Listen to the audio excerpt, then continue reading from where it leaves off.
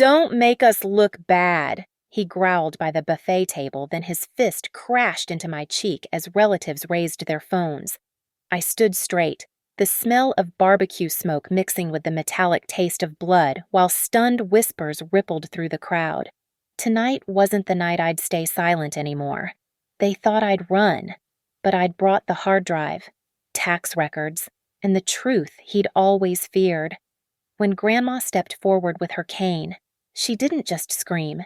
She detonated a genealogy of lies, and that scream was my signal to hit play on the recording. My name is Harper Quinn, and I hadn't set foot in Redwater, Ohio for 10 years until that sweltering July morning when Grandma Eleanor called about the family reunion. The interstate exit sign still leaned at the same angle, rust eating through "Welcome to Redwater, population 8742. Some things never change. Others, I was about to discover, had been rotting beneath the surface all along. The attic of Grandma's Victorian on Maple Street trapped heat like an oven. Dust motes swirled in the shaft of light from the dormer window as I searched for the folding chairs she'd mentioned. My fingers found something else. Instead, a tin box wedged behind a stack of moth-eaten quilts, its surface decorated with faded roses. Inside, the smell of lavender hit me first. Grandma's handkerchief, pressed and folded, still carrying her signature scent. Beneath it lay a stack of documents that made my project manager brain snap to attention. Property deeds for Fallow Creek Farm, loan receipts with interest rates that would make a shark blush, all signed by Dale Mercer, my stepfather. And at the bottom, a draft will dated 3 months ago, unsigned but clear in its intent. I sat back on my heels, sweat trickling down my spine. Dale had been transport supervisor at Coldford Logistics for 15 years, always bragging about his spotless efficiency record at town council meetings. The same meetings where he'd secured funding for his community safety initiatives, but these receipts told a different story. Fuel purchases at 245A, mem. 317A, mem.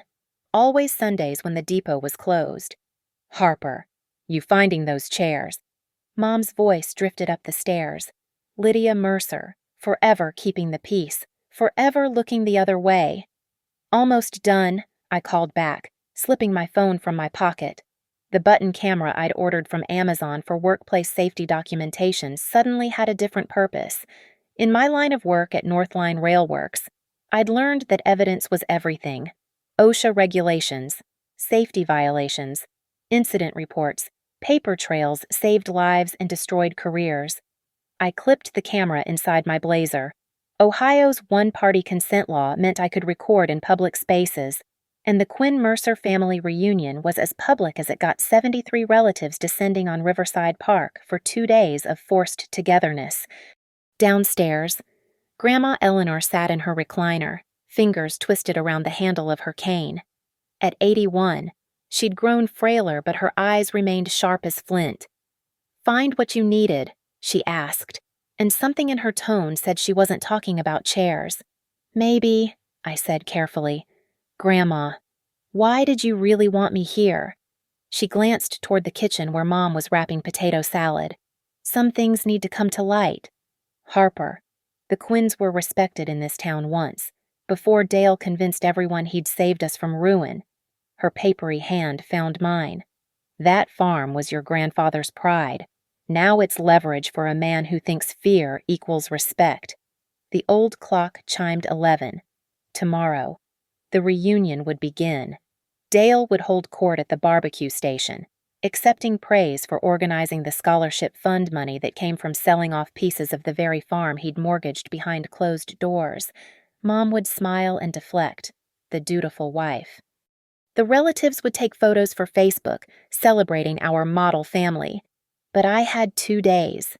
2 days to document what Dale Mercer really was. Armed with a camera, a decade of professional investigation skills, and the kind of rage that burns cold and patient. He'd driven me from this town once with his fists and his words. "You're making us look bad, Harper. No one wants to hear about your problems."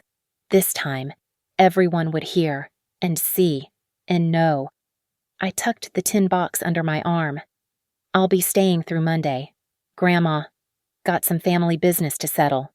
She squeezed my hand, her wedding ring catching the light. About time someone did. The smell of charcoal and lighter fluid hung thick over Riverside Park.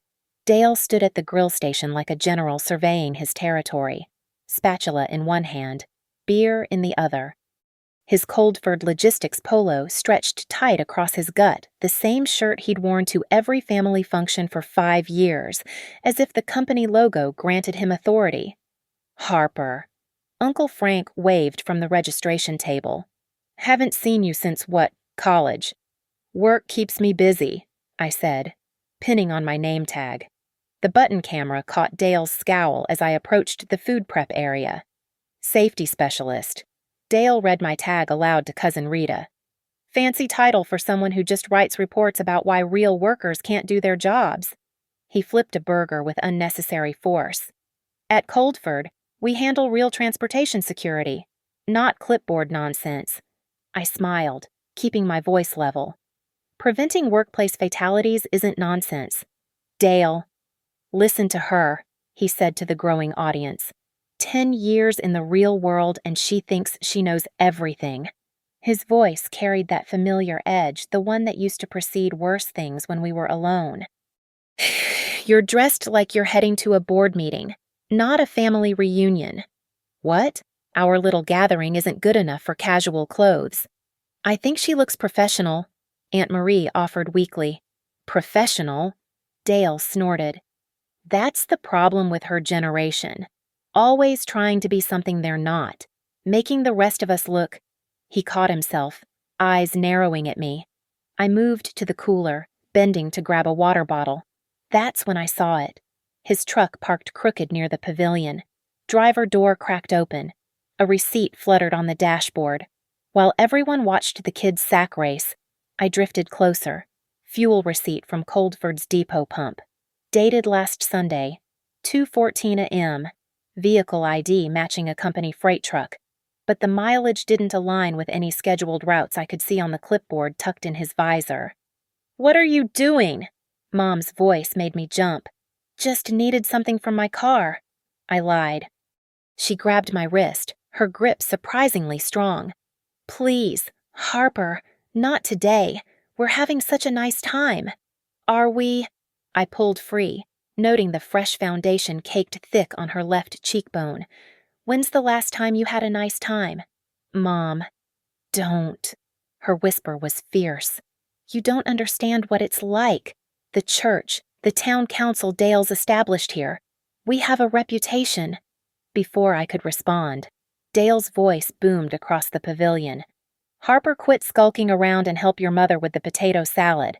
The command in his tone sent familiar ice down my spine. But I was 32 now, not 17. I walked back slowly, deliberately, letting the camera capture his aggressive stance, the way smaller relatives unconsciously stepped back when he moved. In the prep kitchen, a concrete block building with industrial sinks, Dale cornered me while Mom fetched more mayo from the supply van. His hand shot out, grabbing my wrist hard enough to leave marks. The same wrist, the same grip, 10 years dissolved like smoke. You think you're smart, he hissed, coming back here, stirring things up, but you're still that same pathetic girl who nobody believed. His fingers tightened. You're making us look bad. Again. Let go. My voice came out steady despite my racing heart. Or what, you'll file a report? He laughed, breath sour with beer. This is my town, my family now. You're just, is everything okay? Cousin Jenny's 13-year-old daughter stood in the doorway, phone in hand, eyes wide. Dale released me, stepping back with practiced ease. Just explaining how we do things at these reunions. Right, Harper. The girl looked between us, uncertain. Behind her, I could see others gathering, some with phones raised to capture the festivities. The moment stretched taut. Then Dale's hand moved fast, not a closed fist, but an open palm, cracking across my cheek with the sound of a breaking branch. The concrete room amplified it. Someone gasped. Phones swung our direction. The girl in the doorway let out a strangled, "Stop!" I tasted copper, felt the heat blooming across my face, but I didn't move, didn't flinch, didn't give him the satisfaction of seeing me run. Instead, I stood straighter, turned toward the doorway where at least 3 phones were now clearly recording, and said with perfect clarity, "That's the 3rd time you've hit me at a family gathering. Dale." But it's the first time everyone saw it. The silence that followed was deafening, until Mom rushed in, already talking too loud, too fast, about needing more ice, about the heat, about anything except what had just happened. But the phones stayed up. The girl still stood frozen in the doorway, and Dale's mask had finally, publicly, slipped. The copper elk hadn't changed much, same sticky floor, same Budweiser sign flickering in the window, same row of Coldford logistics trucks parked outside after shift change. I pushed through the door at 9:30 p.m., my cheek still throbbing despite the ice pack Aunt Marie had insisted on. Ray Donovan looked up from the bar, her face cycling through recognition, surprise, and concern. "Harper Quinn, heard you were back in town." Her eyes fixed on my face. "Also heard Dale had another one of his moments at the reunion." News travels fast. I slid onto a stool near the register where she kept the security monitor. "Jenny's kid posted it on TikTok before Dale even put his spatula down." Ray poured me a whiskey without asking. "Got about 3,000 views before someone convinced her to take it down." "Someone, your mom, offered to pay for the girl's homecoming dress if she deleted it." Ray's mouth twisted. "Lucky for you, kids these days know how to save videos first." 3 Coldford drivers sat in the corner booth, still in their uniforms. I recognized Tommy Hendricks and Joel Bratton from high school. The 3rd was newer, younger, nervously peeling his beer label. "Dale still comes in Thursdays." I asked Ray quietly. "Like clockwork. Gets shit-faced. Brags about his side hustles. Last week he was waving around a fleet fuel card, saying management was too stupid to notice a few extra gallons here and there." She leaned closer. "Tommy over there has been documenting everything. Dale fired his brother last year, made up some safety violation. Tommy's been waiting for payback." I pulled out my phone, showed her my Ohio State Bar contact. "My friend Maya Ortiz, labor attorney. Think Tommy might want her number." Ray grinned. "Honey, half this bar would want that number." An hour later, I had photos of Dale's Thursday night receipts, Tommy's written statement about witnessing fuel card misuse, and screenshots from the young driver, Marcus, showing Dale's 3 a.m. text demands to meet at the depot, off the books. My phone buzzed. Maya calling from Columbus. "Ha, Harper. I've reviewed what you sent. The video from today shows clear assault. With multiple witnesses and recording, we can file for an emergency protective order Monday morning. But the Coldford situation, that's federal. Fuel fraud involving interstate commerce is FBI territory." "How solid?" "With documentation, solid enough that Coldford will throw him under every available bus to avoid liability. Send me everything. I'll file a whistleblower complaint with their compliance department tonight. Anonymous source." Back at Grandma's house, I found the garage door cracked open, light spilling onto the driveway. Dale's voice carried from inside, talking to someone on speaker. "Told you I need another week. The reunion fundraiser will clear 20 grand easy. These idiots don't even check where their donations actually go." I crept closer, phone recording. "Dale, the property assessment came back." Another voice said, "That last parcel of Fallow Creek is worth more than we thought. If the old lady would just sign, she'll sign, or have an accident. Old people fall all the time." My blood turned to ice. I backed away slowly, but my foot caught a rake. It clattered against the concrete. What was that? Dale's shadow moved toward the door. I ran, cutting through the hedge into Mrs. Patterson's yard, then doubling back through the alley. In the house. Mom sat at the kitchen table with her coffee, staring at nothing. "He's planning something with Grandma's land," I said breathlessly. She didn't look up. "I know. You know. I've known about all of it. Harper, the fuel theft, the fraud, the threats." Her voice was hollow. But I also know what happens to women who turn on their husbands in small towns, who believes the wife who stayed silent for 15 years. They'll believe evidence, documents, recordings. She finally met my eyes. You were always braver than me. Not brave. Just tired of being afraid. I sat across from her, pulled up the recording from the garage. Listen to this, as Dale's voice filled the kitchen, threatening Grandma Eleanor. Something shifted in Mom's face. The hollow look sharpened into something else rage. Maybe, or just the exhaustion finally breaking through. The man from the church board called today, she said quietly. Said Dale's been redirecting Memorial Fund donations, using them for his loans. She pushed a folder across the table. I've been keeping copies for 3 years. Inside were bank statements, forged signatures, duplicate deposit slips. Everything Maya would need to bury Dale Mercer so deep he'd never climb out. Why now? I asked. Because you came back.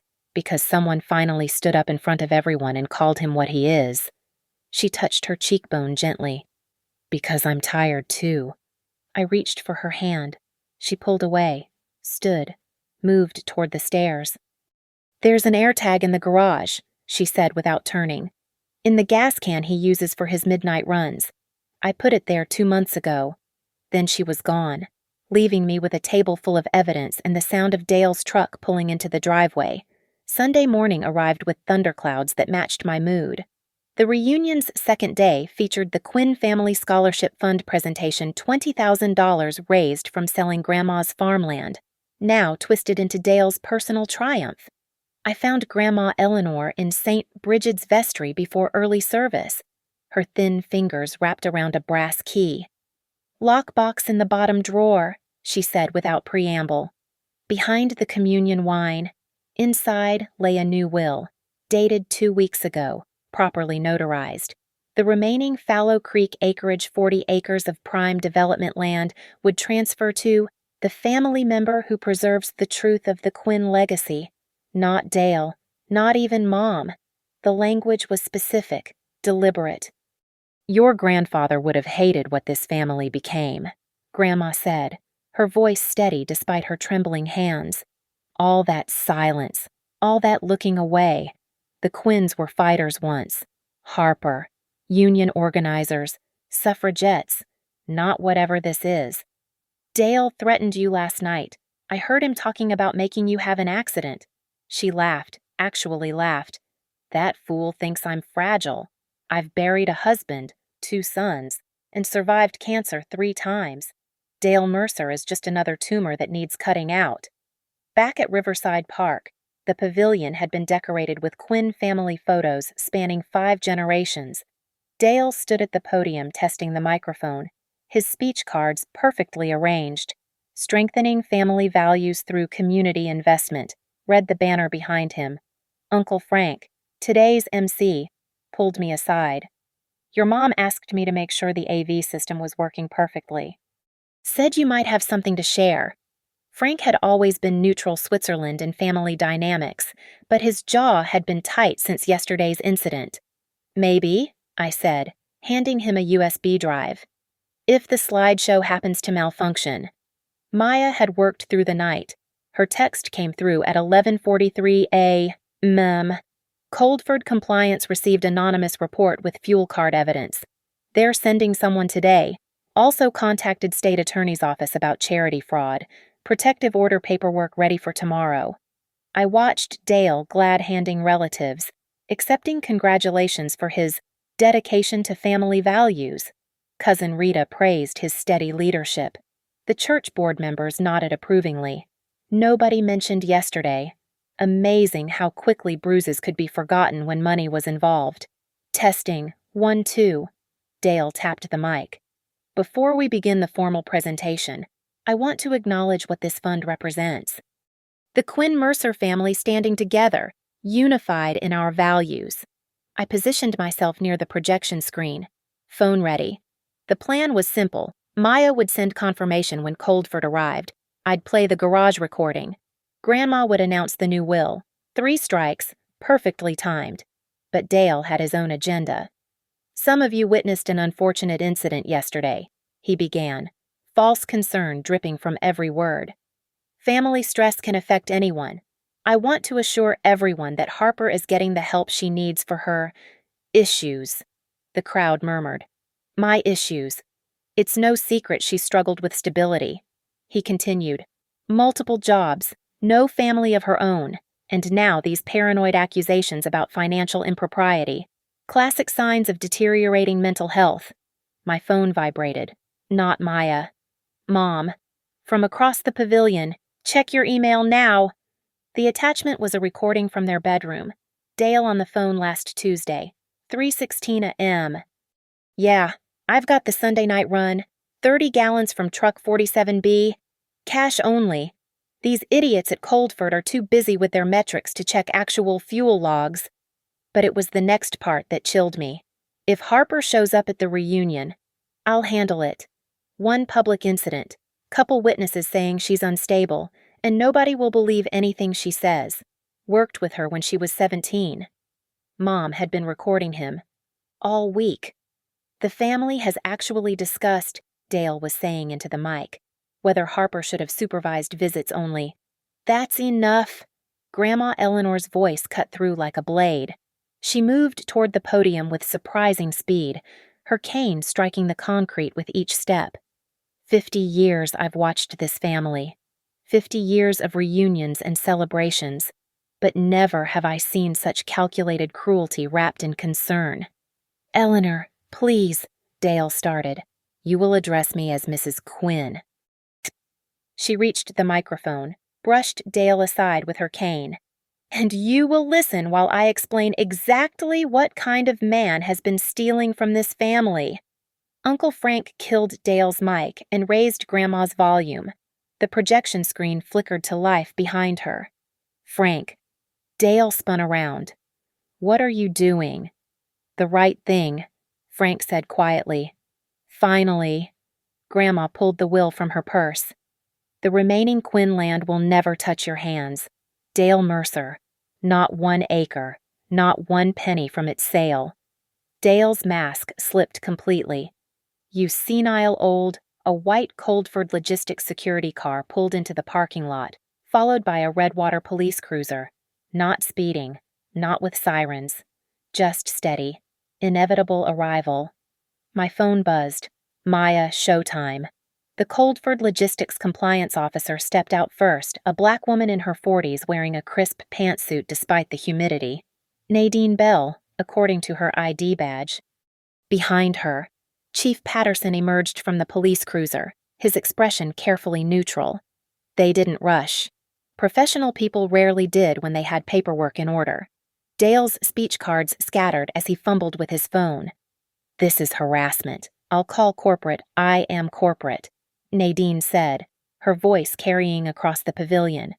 Fraud Investigation Division. We received some interesting documentation about fuel card usage. Chief Patterson is here because theft of company resources over $10,000 is a felony. I stepped forward, keeping my voice steady. I'd like 5 minutes to address the family about safety and respect. Dale lunged for the AV controls, but Uncle Frank blocked him. Let her speak. Dale. You set this up, Dale snarled at me. You vindictive little, I hit play on my phone, connected to the pavilion's Bluetooth speakers. The prep kitchen audio filled the space, Dale's hand striking my face, the sharp crack echoing off concrete, the gasps of witnesses. Then Jenny's daughter's voice, young and shaky. Stop, please stop. The video played on the projection screen behind me, not grainy or unclear. High-definition documentation of assault, complete with timestamp. You're making us look bad. Dale's recorded voice boomed across the reunion. The irony wasn't lost on anyone. Collective intake of breath rippled through the crowd. Phones came out again, but this time, they weren't recording me. Mom stood up from her seat, voice cutting through the murmurs. There's more. Dale's face went white. Lydia, don't. She walked to the front, handed Nadine a folder. 3 years of diverted fuel receipts. Sundays, 2 to 4 a.m., truck 47B mostly. Total theft approximately $32,000. You fucking bitch. Dale started toward her. Chief Patterson stepped between them. Sir, I'm going to need you to step back. I pulled up the next file on my phone, my hands surprisingly steady. Ms. Bell, this is a recording from last Tuesday, 3:16 a.m. I played Dale's voice discussing the fuel scheme, cash payments, mocking Coldford's oversight. Nadine's expression didn't change, but she made notes on her tablet. Mr. Mercer, I'm suspending your employment pending investigation. You'll need to surrender your company vehicle, fuel cards, and access badges immediately. This is entrapment. Dale's voice cracked. That recording was made illegally. By me. Mom said. In my own home. Our home, actually, since my name's on the deed. She turned to the crowd. Ohio is a one-party consent state. I consulted a lawyer. The relatives stood frozen. BBQ smoke still drifting between them like fog in a photograph. Someone's baby cried. Nobody moved to comfort it. There's more, I announced, pulling up the church fund records Mom had given me. The memorial donations. Dale knocked over the podium microphone, feedback screeching through the speakers. Enough, you want to destroy me. Fine, but you. He pointed at me, spittle flying. You've been poisoning this family since you were a teenager. Always complaining, always causing problems. The only poison, Grandma Eleanor interrupted, her voice stronger than I'd heard in years, is the silence we all agreed to swallow. Uncle Frank connected his phone to the speakers. Another recording played Dale at the Copper Elk Thursday night, drunk and bragging about skimming the Methodist Memorial Fund and teaching that bitch Harper a lesson if she shows her face. The Coldford security car's radio crackled. Nadine listened to her earpiece, then nodded to Chief Patterson. We've confirmed discrepancies in the fuel log system. Over 200 transactions that don't match route records. Dale Mercer, Chief Patterson said formally. I need you to come to the station for questioning regarding theft and fraud charges. Dale threw the microphone stand. It crashed into the dessert table, sending pies sliding onto the grass. This is all her. He pointed at me, advancing, despite Patterson's warning. Little Harper, always the victim, always. The projection screen behind him lit up with a new image, the AirTag history from Mom's phone. Dale's truck, mapped perfectly. Coldford Depot, 2:14 a.m. His house, 2:43 a.m. Then another stop and address I didn't recognize at 3:12 a.m. Every Sunday for 2 months. That's the old Brennan warehouse, someone in the crowd said. Closed for years. Nadine's fingers flew across her tablet. Chief, we're going to need a warrant for that location. Dale's red face had gone gray. He swayed, grabbed the podium for support, then shoved it over completely and bolted for the parking lot. He made it about 10 feet before Tommy Hendricks and Joel Bratton stepped into his path. The Coldford drivers he'd terrorized for years. They didn't touch him, didn't need to. Marcus, the young driver, had already let the air out of Dale's truck tires. Going somewhere, boss? Tommy asked. The silence stretched until Cousin Jenny's daughter, the same girl who'd witnessed yesterday's assault, raised her phone and said clearly, "This is still being live-streamed. By the way, about 12,000 viewers now." Dale Mercer, community pillar and family patriarch, sank to his knees in the grass as sirens wailed closer. Grandma Eleanor moved through the stunned crowd like a ship cutting through still water, her cane striking the ground with measured force. The lavender scent from her pressed handkerchief reached me before she did that familiar comfort from childhood, now mixed with something sharper. Resolve, maybe, or just exhaustion finally giving way to rage. She stopped beside Dale, still on his knees in the grass. The live stream cameras followed her every move. 12,000 witnesses had become 20,000, according to Jenny's daughter's whispered updates. Stand up, Grandma said quietly. Dale looked up at her, his face twisted with fury and humiliation. You sanctimonious old. Stand. Up. Each word dropped like a judge's gavel. He struggled to his feet, grass stains on his khakis, his cold-furred polo soaked with sweat. Chief Patterson moved closer, hand resting on his cuffs, but Grandma raised her cane slightly. "Wait." 43 years ago, she began, her voice carrying across the silent pavilion. Thomas Quinn built this family's reputation with his bare hands. Railroad work, honest work. When he died, I promised to preserve what he created. She pulled the will from her purse again, held it high enough for everyone to see. I failed that promise.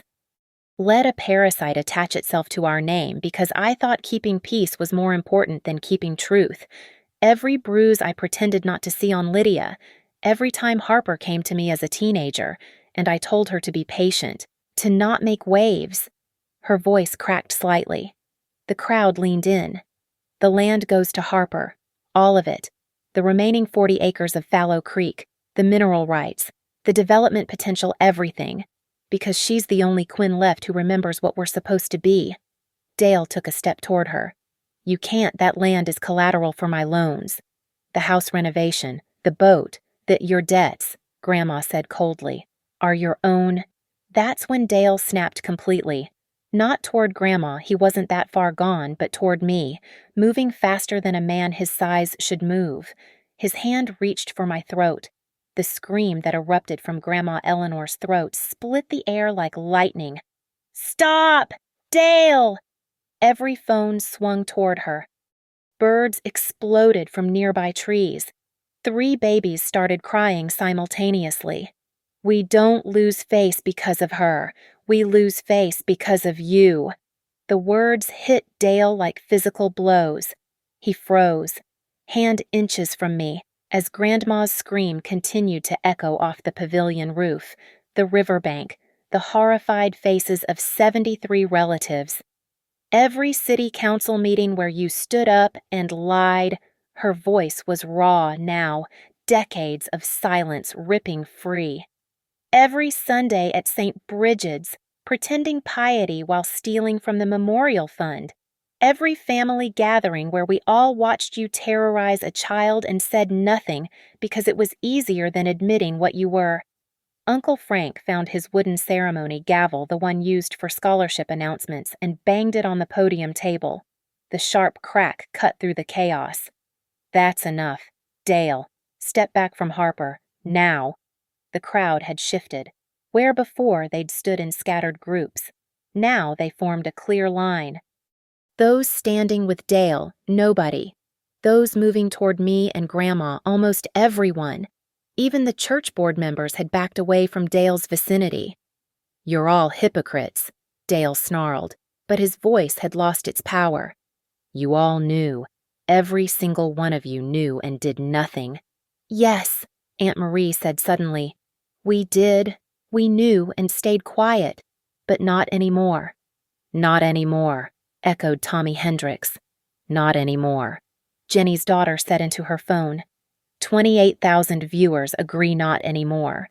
Mom stepped forward, standing beside Grandma Eleanor. I kept every receipt, Dale, every forged signature, every redirected donation, every single crime you thought I was too stupid to notice. Chief Patterson finally moved. "Mr. Mercer, you're under arrest for assault, suspected embezzlement, and fraud. You have the right to remain silent." "This is all wrong," Dale shouted as the cuffs clicked shut. "I built this family's reputation. I saved you all from mediocrity. The scholarships, the community standing, built on stolen money," Nadine Bell interjected, reading from her tablet. "Preliminary audit shows over 40,000 in misappropriated funds. That's federal crime territory. Mr. Mercer." As Patterson led Dale toward the cruiser, Grandma reached for my face, the same cheek Dale had struck. Her fingers were paper-light but steady. "I should have done this 40 years ago," she said, loud enough for everyone to hear. "When your father first brought you to me with bruises. Should have screamed then, instead of whispering about keeping family business private." The live stream count hit 35,000. Comments flooded in supporting Grandma, supporting me, expressing rage at the decades of complicity. The Quinn-Mercer reunion had become something else entirely, a public reckoning. Dale's voice carried from the police car. "You'll regret this, all of you, when I get out." Chief Patterson shut the door, cutting him off mid-threat. The silence that followed felt like the first clean breath after nearly drowning. Grandma Eleanor straightened, seeming to grow taller despite her age. "Let the record show," she announced to the cameras, to the family, to the history we were rewriting, that the Quinn family reunion finally lived up to its name. We're reunited not in silence, but in truth. The applause started slowly, Jenny's daughter first, then Uncle Frank, then spreading through the crowd like wildfire. Not celebration, exactly. More like acknowledgement, relief. The war was over. The reckoning had begun. The police cruiser hadn't even left the parking lot when I pulled out the folder Maya had overnighted. 3 tiers of consequences, she'd called it. Time to drop them all.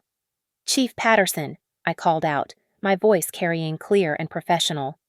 "Before you go, I have 17 witness statements from people who saw the assault yesterday. They're ready to sign formal complaints." Patterson stopped, turned. 17. Jenny's daughter stepped forward first, phone still recording. "I'll sign." Then Tommy Hendricks. "Me too." Marcus. Aunt Marie. Even the church board treasurer. One by one, they approached the folding table Uncle Frank had set up, putting their names to paper that would follow Dale through the legal system. "That's Tier 1, I announced to the crowd. Community accountability. Nadine Bell hadn't left yet. She stood by her Coldford security vehicle, typing rapidly on her tablet while speaking into her phone. She caught my eye, nodded, then walked back to the pavilion.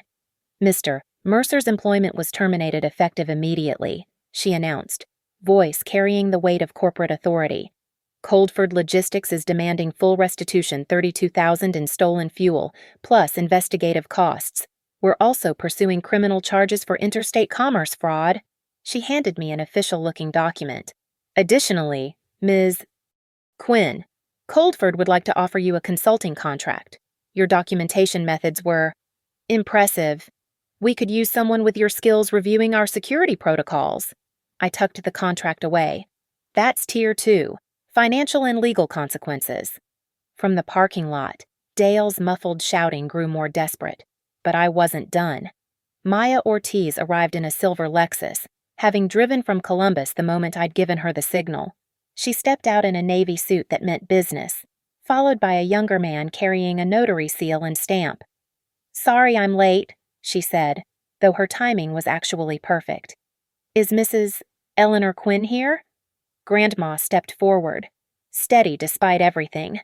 "We need to execute this will immediately," Maya announced. "Make it ironclad before any challenges can be filed." She sat up at the podium Dale had overturned, now righted by Uncle Frank.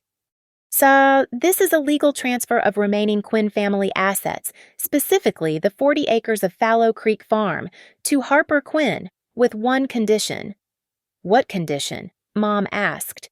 Grandma spoke up, that the truth about family violence never be hidden again. "Harper will manage a new fund, the Eleanor Quinn Foundation for Domestic Violence Survivors. Initial funding from the first land parcel sale." Maya spread out the documents. "We'll need 2 witnesses unrelated to the family." Nadine Bell stepped forward. "I'll witness." Jenny's daughter's mom, not a blood relative, married into the chaos, joined her. "Me too."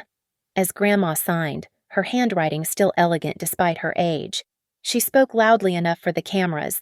"Dale Mercer mortgaged my land illegally for personal loans. Those debts will follow him, not this property. The banks can chase him to federal prison." "That's Tier 3, I said, accepting the pen from Grandma. "Legacy and future protection." But Dale wasn't finished. Even cuffed in Patterson's cruiser, he tried one last manipulation. "The town council," he shouted through the window. "The infrastructure committee I'm supposed to present Tuesday, they need me." I pulled out my phone, found the audio file Mom had sent earlier. Dale's voice filled the pavilion again, but different this time from a recording 3 months old. Him at a bar, drunk and laughing. "Town council's full of idiots. Approved my budget increase because I told them it was for traffic safety. Bought a boat with it instead. They'll never check. Chief Patterson's face darkened. Ms. Bell, you might want to alert your legal team about potential municipal fraud, too. Already done, Nadine replied. The live stream count had passed 50,000. Comments poured in about similar stories. Other families keeping violent secrets. Other women who'd stayed silent too long. Jenny's daughter read some aloud survivors thanking Grandma for her scream. Thanking me for standing still when Dale hit me, for not running. Dale made bail 4 hours later, his brother from Indiana, the last family member still speaking to him, posted it. But by then, the video had gone viral. Not any more was trending. The Coldford investigation had expanded to 3 states. The town council had called an emergency meeting to review all of Dale's past proposals. Patterson stopped by the pavilion before his shift ended. Harper, the prosecutor, wants to meet Monday, with 17 witnesses and video evidence. Dale's looking at minimum 6 months, probably more with the federal charges. But he's out now, Mom said, fear creeping back into her voice. Patterson handed me an official document. Emergency protection order. Judge signed it an hour ago. Dale comes within 500 feet of you. Harper, or any witness who signed statements. He goes straight back to jail. Uncle Frank banged his ceremonial gavel one more time. Motion to continue this reunion without Dale Mercer. All in favor. 72 hands shot up, even Mom's. Finally. Motion carried, Frank announced. Then, softer. Should have done this years ago. I stood at the microphone one last time, looking out at my family, broken but finally honest. Honor doesn't come from silence, I said. It comes from ending it. The applause this time was different, stronger, real. The sun was setting over Riverside Park, painting the Ohio River gold. Most of the relatives had drifted away, leaving behind scattered paper plates and the ghost of everything we'd been pretending wasn't broken. Mom stood by the dessert table, what was left of it after Dale's rampage, mechanically wrapping leftover brownies. Harper. Her voice was barely a whisper. I walked over, careful not to crowd her. We'd never been good at this, the aftermath, the raw moments when pretense fell away. I'm sorry. The words fell from her like stones she'd been carrying. For every time I told you to be quiet, for choosing peace over protecting you. Mom. No. She turned to face me, mascara streaked but eyes clear. I need to say this. You were 17 when you first showed me the bruises. 17. And I told you not to make trouble. Her hands shook as she pulled out a pen. Where do I sign for the witness statement? I handed her the form. You don't have to. Yes, I do. She signed with deliberate strokes, each letter an act of reclamation. Maybe if I'd signed something like this 15 years ago. We can't change then, I said. Only now. Grandma Eleanor approached. The brass key to Fallow Creek Farm extended toward me. The weight of it in my palm felt like holding generations, all the Quinns who'd fought, who'd built, who'd refused to break. The house needs work, she said. Dale let it rot while he mortgaged it. But the bones are good, Quinn bones. I'll restore it, I promised. No. She placed her weathered hand over mine. You'll make it something new. The Eleanor Quinn Foundation needs a home. Let it be where the silence lived longest. Behind us, Uncle Frank was dismantling the reunion banner, folding it with military precision. Next year's reunion, he said to no one in particular. We do it different. No more pretending, no more looking away. Jenny's daughter, Mia. I'd finally learned her name, approached with her phone. Ms. Quinn. The live stream is still going. 60,000 viewers. They're asking. They want to know what happens next. I looked at the camera, at all those invisible witnesses to our family's unraveling and rebuilding. What happens next is the hard part, I said. The daily choice to tell truth instead of keeping peace. The legal proceedings, Dale's trial starts in 3 months. The healing that doesn't come with handcuffs and headlines. Maya Ortiz pulled me aside, showing me her phone. The video's been shared over 200,000 times. 3 publishers have reached out about a book deal. Netflix wants to option the story. It's not just my story, I said, looking at Mom signing her statement, at Grandma standing taller than she had in years, at Uncle Frank finally choosing sides. No, Maya agreed. But you're the one who stopped running. Chief Patterson's cruiser pulled back into the lot one more time. He got out, walked over with purpose. Thought you should know we executed the warrant on that warehouse Dale was visiting. Found evidence of a fuel reselling operation. The FBI is taking over the case. He's looking at serious federal time. Mom laughed, actually laughed. It sounded rusty, unused, but real. All those Sundays he said he was checking on company property. The park lights flickered on as darkness settled. In the distance, church bells chimed 8 o'clock St. Bridget's, where Dale had stood every Sunday in his suit, playing the devoted family man. Ms. Harper, Marcus, the young Coldford driver, jogged over. Tommy wanted me to tell you we're all testifying. Every driver he screwed over, everyone he threatened. You started something. No, I corrected. I ended something. Grandma Eleanor gripped my arm, her fingers strong despite their thinness. Your grandfather would be proud. The Quinns were never meant to be silent. She turned to address everyone still within earshot, her voice carrying the authority of 8 decades. Let the record show that at the 63rd Quinn family reunion, we finally remembered who we are. Not keepers of secrets, not enablers of violence. We are people who stand up, who speak out, who protect each other even when it's decades too late. The remaining family formed a circle not for prayers or photos, but for something simpler: truth. Each person who'd stayed spoke one thing they'd seen and ignored. One moment they wished they'd acted differently. It was painful, ugly, necessary.